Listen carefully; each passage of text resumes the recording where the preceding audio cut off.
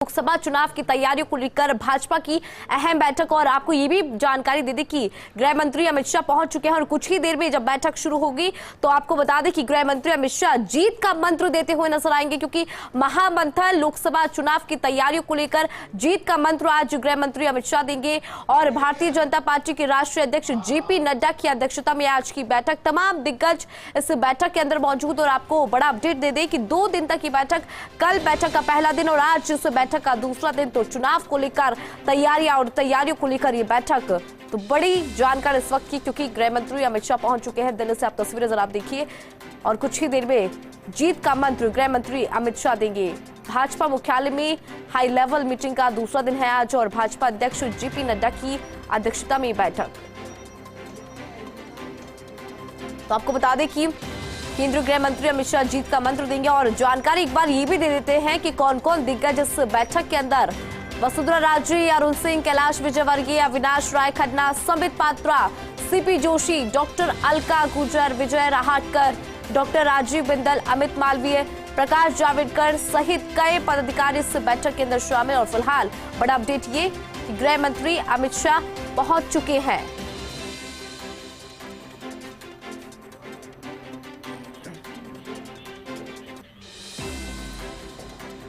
और अधिक जानकारी के लिए हमारे सहयोगी अश्विनी हमारे साथ लाइव जुड़ रहे हैं, उनसे भी जानकारी हम ले लेंगे।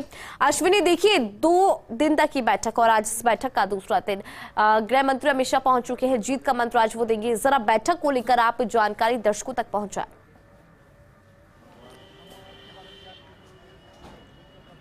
इंदु, दूसरे दिन की आज बैठक है। केंद्रीय गृह मंत्री अमित शाह पहुंच गए हैं पार्टी कार्यालय बैठक में और लोकसभा चुनाव को लेकर चर्चा की जानी है। अमित शाह फीडबैक लेंगे। अश्विनी, एक बार आपको रोकना चाहूंगी, तो देखिए तस्वीर जरा आप देखिए, अंदर की तस्वीर जहां पे बैठक, और इस बैठक के अंदर गृह मंत्री अमित शाह क्योंकि जीत का मंत्र देंगे। फिलहाल फर्स्ट इंडिया न्यूज आपको ये लाइव तस्वीरें दिखा रहा है दिल्ली से। अंदर की तस्वीर आप देखिए, क्योंकि राष्ट्रीय अध्यक्ष जेपी नड्डा की अध्यक्षता में बैठक और गृह मंत्री अमित शाह आ चुके हैं और अंदर अभी अपनी सीट पर वो बैठे हुए नजर आ रहे हैं। आपको तस्वीरें फर्स्ट इंडिया न्यूज दिखा रहा है, टीवी स्क्रीन पर नजर आई तस्वीर देखिए, तमाम दिग्गज बैठे हैं और क्योंकि महामंथन होगा, तमाम दिग्गज इस बैठक के अंदर मौजूद, वो तस्वीरें भी हम आप तक पहुंचा रहे हैं। जरा एक बार आप तस्वीरें देखिए, कुछ ही देर में बैठक शुरू होगी और गृह मंत्री अमित शाह आज जीत का मंत्र देते हुए नजर आएंगे। जानकारी दे दें कि भारतीय जनता पार्टी की ये हाई लेवल मीटिंग और इस मीटिंग का आज दूसरा दिन है। तो लगातार हमारे साथ हमारे सहयोगी भी जुड़े हुए हैं, उनसे भी हम जानकारी ले रहे हैं। अश्विनी, आप अपनी बात पूरी कीजिए, क्योंकि आप बता रहे थे कि क्या कुछ इस बैठक के अंदर होगा, जरा अपनी बात को कंप्लीट करिए।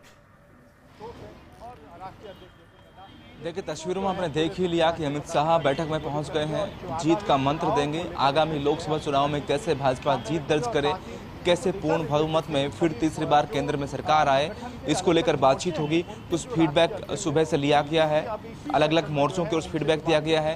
राजस्थान से रिपोर्ट पेश की गई है, क्योंकि जो 5 राज्यों में विधानसभा चुनाव हुए उन सभी 5 राज्यों के अध्यक्षों की ओर से रिपोर्ट दी गई है। इसमें राजस्थान से सीपी जोशी ने अपनी बात रखी है कि उनके नेतृत्व में कैसे 115 सीट राजस्थान से आई हैं, बहुमत मिला है, और खास बात यह कि कैसे 25 सीटें आगामी चुनाव में भाजपा जीत सकती है। इसकी एक रिपोर्ट भी प्रस्तुत की गई है। हालांकि रिपोर्ट में कितना कंटेंट, कितनी कमियां और खामियां या फिर अच्छी तारीफें किसकी की गई हैं, ये अभी कहना मुश्किल है, लेकिन रिपोर्ट सीपी जोशी की ओर से पेश कर दी गई है। अमित शाह पहुँचे हैं। अमित शाह वो सारे मंत्र, भले इसमें बूथ को कैसे मजबूत किया जा सकता है, योजनाओं को कैसे आम आदमी तक ले जाया जा सकता है, मोदी की गारंटी कैसे योजनाओं को लेकर दी जा सकती है, कैसे वोटिंग प्रतिशत बढ़ाया जा सकता है, एक साफ तौर पर जो भाजपा का एक टारगेट कर रही है कि कैसे आगामी लोकसभा चुनाव में 10% तक मतदान प्रतिशत जो है वो बढ़ाना है हर विधानसभा में, हर लोकसभा में, और वो जिम्मेदारी भी विधानसभा वाइज दी जाएगी। खास बात यह है कि जिन सीटों पर, चूँकि राजस्थान में जैसे 25 सीटें आई, हरियाणा में भी अच्छी सीटें मिली, जिन सीटों पर भाजपा पहले जीती थी उसके बावजूद उन सीटों पर जितना अंतराल रहा, मत का जितना अंतराल रहा कि कहीं 4 लाख के मत से कोई भाजपा का प्रत्याशी जीता, कहीं 5 लाख के अंतर से जीता, उस मत प्रतिशत को बढ़ाना है, उस जीत के अंतर को बढ़ाना है, ये साफ तौर पर निर्देश दिए गए हैं। अब उन बढ़ाने में क्या क्या चीज़ें करनी है पदाधिकारियों को, पार्टी के कार्यकर्ताओं से क्या कराना है, बूथ को कितना मजबूत करना है, वो सब लोकसभा चुनाव को लेकर चर्चा अमित शाह करना शुरू कर दिया है, ये कह सकते हैं। इसके ठीक बाद BL संतोष भी संगठन को लेकर और लोकसभा चुनाव को लेकर बातचीत करेंगे और करीब 5 बजे बाद ये बैठक समाप्त होगी। 6 बजे से जो राष्ट्रीय मंत्री हैं उनकी बैठक शुरू होगी। राष्ट्रीय अध्यक्ष JP नड्डा उस बैठक को लेंगे और वो बैठक 9 बजे तक चलेगी। बिल्कुल अश्विनी, देखिए जिस तरह से आप अभी कह रहे थे क्योंकि जो वोट परसेंटेज था उसको बढ़ाना प्राथमिकता तो रहेगी और साथ ही प्रधानमंत्री नरेंद्र मोदी की जो तमाम योजनाएं हैं उनका बखान भी किया जाएगा, क्योंकि हमने विधानसभा चुनाव में भी देखा था कि प्रधानमंत्री नरेंद्र मोदी की गारंटी की जो गाड़ी थी उसने रफ्तार पकड़ी थी। ऐसे में अगर बात देखिए विधानसभा के मद्देनजर करें, क्योंकि विधानसभा में इस बार बहुत बदलाव देखने को मिला, स्ट्रैटेजीज बदली थी, रणनीतियां चेंज हुई थी, तो क्या लग रहा है कि लोकसभा चुनाव के अंदर भी इस बार जो स्ट्रैटेजी है बीजेपी की वो बदलेगी? क्या रणनीति को चेंज किया जाएगा?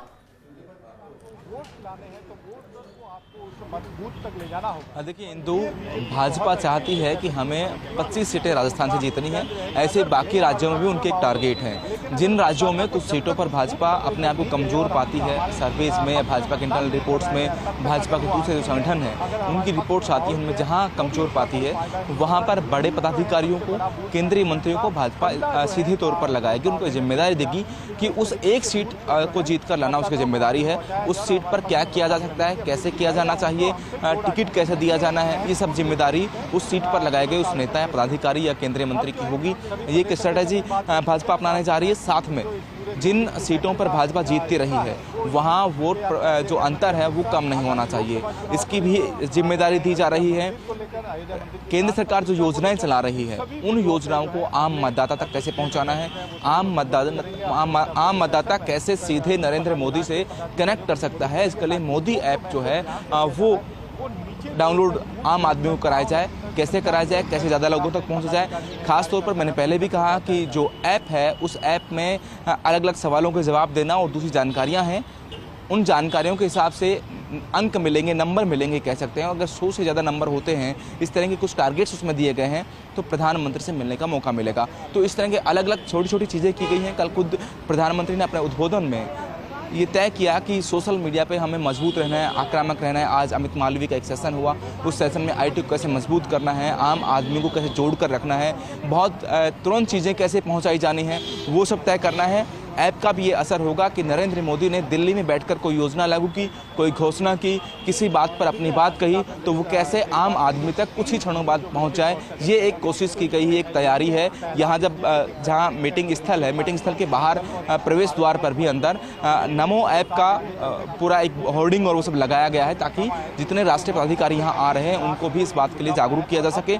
संगठन को मजबूत करना है, योजनाओं को आम आदमी तक पहुँचाना है और मोदी की गारंटी देनी है। इन सब चीज़ों को मिला जुलाकर कैसे पूर्ण बहुमत में 2024 में भाजपा आए, यही एक टास्क दिया जा रहा है। बिल्कुल, टास्क ये भी दिया जा रहा है। और देखिए अगर मुद्दों की बात की जाए, क्योंकि कई ऐसे मुद्दे हैं जिसे भाजपा भुनाने की कोशिश करेगी। अगर देखिए रिसेंट की बात करें अश्विनी, क्योंकि उपराष्ट्रपति जगदीप धनखड़ की नकल करना और उसको भारतीय जनता पार्टी किसानों से जोड़ रही है और इस मुद्दे को भी भुनाने की कोशिश की जा रही है। ऐसे में क्या लग रहा है कि लोकसभा चुनाव से पहले कौन कौन से ऐसे मुद्दे हैं जिनको भुनाने की कोशिश की जा सकती है, कौन कौन से ऐसे मुद्दे हैं जो लोकसभा चुनाव के प्रचार प्रसार के दौरान जिनकी आवाज है वो तेज हो सकती है? इस राष्ट्रीय पदाधिकारियों की बैठक में प्रधानमंत्री नरेंद्र मोदी ने बीते दिन भी एक संदेश दिया, आज अमित शाह भी संदेश देंगे कि हमें पॉजिटिविटी के साथ काम करना है, सकारात्मकता रखनी है और अगर विपक्ष कोई नकारात्मकता फैलाता है, कोई झूठ फैलाता है तो उस पर ध्यान नहीं देना है, बस झूठ को तोड़ना है कि सच ये है, ये आम लोगों तक पहुंचाना है। जिस तरह उपराष्ट्रपति का मामला हुआ, भाजपा चाहती है कि कैसे किसान और जाट दोनों ही तरह के लोग जो किसान जातियां हैं उनमें भी भाजपा अपने पैठ इस माध्यम से जमाना चाहती है कि किस तरह विपक्ष की पार्टियों के लोग किसान जाति के एक व्यक्ति का मजाक उड़ा रहे हैं। ये लगातार भाजपा ने कोशिश की है और ये कोशिश भी है कि आम आदमी तक इस बात को ले जाया जाए कि भाजपा इसको एक इशू बनाए, जो बनाने में कामयाबी हुई है। हालांकि उधर साक्षी मलिक और बजरंग पूनिया को लेकर भी विपक्ष ने एक पूरा माहौल खड़ा किया है, तो उसको लेकर भी भाजपा अपनी तैयारी कर रही है। इस तरह से बड़ा मुद्दा एक राम मंदिर का होगा, अयोध्या को लेकर तैयारियां शुरू कर दी हैं और कैसे पूरे देश भर को राममय किया जा सकता है वो कोशिश भाजपा करेगी। उसको लेकर भी बैठक में साफ तौर पर निर्देश हैं, संदेश हैं। बीते दिन भी प्रधानमंत्री ने इस बात का जिक्र किया है कि अयोध्या का जो उत्सव है वो पूरे भारत का एक उत्सव होना चाहिए। बिल्कुल अश्विनी, देखिए यहाँ पर आपने जानकारी दी कि विपक्ष भी अब मुद्दों को भुनाने की कोशिश कर रहा है, लेकिन कहीं ना कहीं अगर देखें, क्योंकि जिस तरह से विपक्षी सांसदों का निलंबन हुआ उसको लेकर भी विपक्ष लगातार मुखर है और सवाल ये उठा रहा है विपक्ष कि लोकतंत्र पर कड़ा प्रहार है।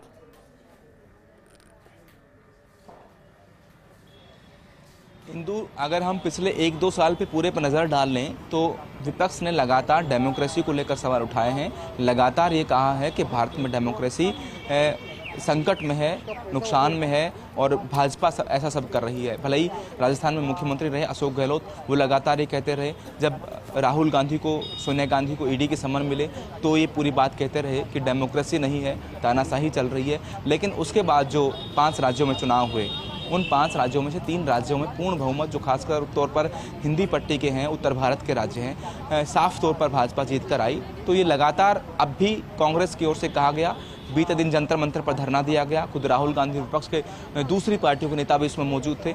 निसंदेह ये कोशिश कांग्रेस और दूसरी विपक्षी पार्टियां कर रही हैं कि कैसे आम लोगों तक ये बात ले जाई जाए। अलवर में जितेंद्र सिंह ने एक बयान दिया कि हो सकता है कि इस लोकसभा चुनाव के बाद भाजपा देश में आम चुनाव कराना ही बंद कर दे। इस तरह के बयान भी कांग्रेस नेताओं की तरफ से आए हैं और वो एक कोशिश कर रहे हैं कि कैसे आम लोग उनके साथ जुड़ें। तो विपक्ष की अपनी एक राजनीति है, लेकिन भाजपा जो है उसकी अपनी राजनीति है और यहाँ भाजपा के जितने राष्ट्रीय पदाधिकारी जुटे हैं वो एक संदेश लेकर जाएंगे। भले ही राष्ट्रीय अध्यक्ष जेपी नड्डा ने दिया हो, अमित शाह ने दिया हो या प्रधानमंत्री ने, वो अपने माता पदाधिकारियों को, अपने कार्यकर्ताओं को और ये कह सकते हैं बूथ तक अपनी बात को पहुंचाएंगे कि प्रधानमंत्री, भाजपा के आला नेता ये चाहते हैं, ये करना है और कैसे योजनाओं के साथ लोगों को जोड़ना है, उसको लेकर भाजपा काम कर रही है। बिल्कुल अश्विनी, योजनाओं को कैसे जोड़ना है और जनता को साथ कैसे लेकर चलना है, इन कई मुद्दों पर चर्चा होगी और जीत का मंत्र भी गृह मंत्री अमित शाह दे सकते हैं और कई दिग्गज पहुंचे हैं। एक बार आपसे ये जानकारी लेना चाहेंगे, बैठक कब तक चलेगी, क्योंकि दूसरा दिन इस बैठक का है और खुद गृह मंत्री अमित शाह इस बैठक के अंदर जीत का मंत्र भी देंगे, तो जरा इसको लेकर आप जानकारी दें।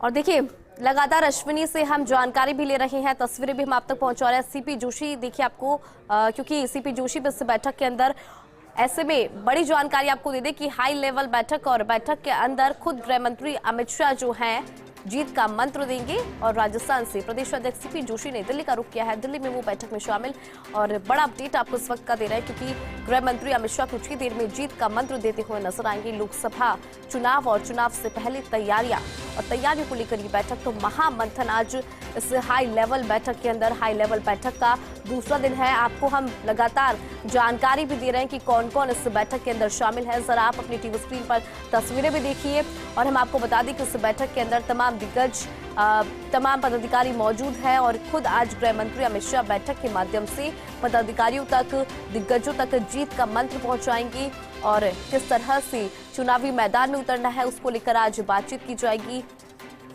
कैसे केंद्र सरकार की योजनाओं को पहुंचाना है उसको लेकर बातचीत,